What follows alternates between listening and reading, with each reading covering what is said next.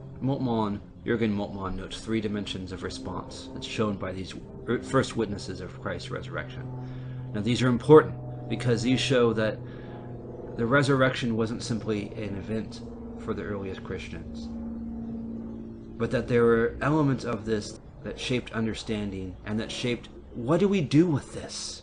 And that's the question of theology in the Christian life. Not only what happened and what do we believe, but what do we do with it? How do we feel about it?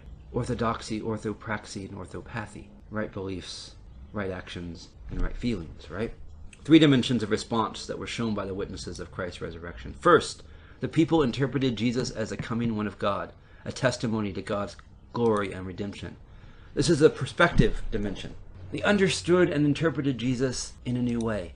Second, they recognized Jesus as the one who had suffered and died, who had lived among them and broke bread with them. This is the retrospective dimension.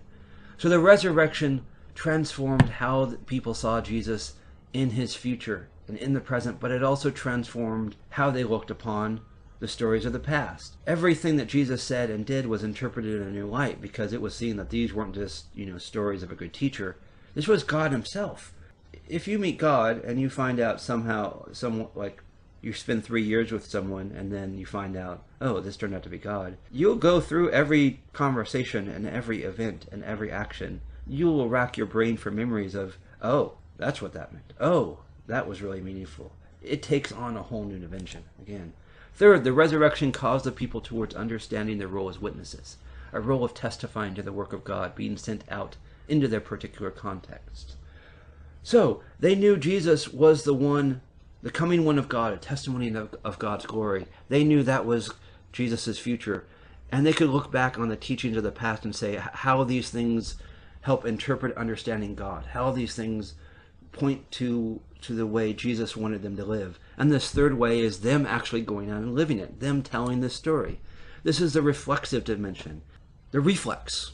What do you do when a great event happens? You respond. If you hit someone's knee with the little hammer, you have a reflex action. So too, if you meet God, it initiates this response. This interpreted response that's based on the interactions of the past and present cause people to live in a new way. And that's exactly what the disciples did. This resurrection, this moment, caused them to look upon the past in a new way. It caused them to realize the future had now a new beginning, this new testimony of God and God's glory.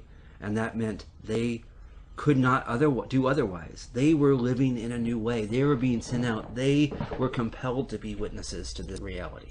Overall, the experiences of witnessing the risen Christ awakened in those who experienced them an expectation which was highly tense and which embraced the whole world. Highly tense because everything had changed and a new beginning had started, and you can't live life in the same way, and you don't know now what God's going to do next. That's the fun part of the book of Acts. You see this tension all throughout. Is the early church is given the Spirit and they go out in the streets preaching, but it seems that time and time again God keeps popping up and calling them to do these new things that they don't know how to do, and yet God calls them to do it and empowers them to do it. You have the whole story of Cornelius being part of the Gentiles' inclusion. You have the story of the gift of tongues and the way of community that extended out into the whole world. It was a transformative experience. Everything changed. These people not only said, oh, we have to go out and do these new things. These people became a new kind of people who just did these things. It wasn't that they had to do works. It's that they were people who just lived in a radically new way because of the work of God in them. And because of the work of God in them that led them to live in a new way, they radically impacted their communities, their contexts.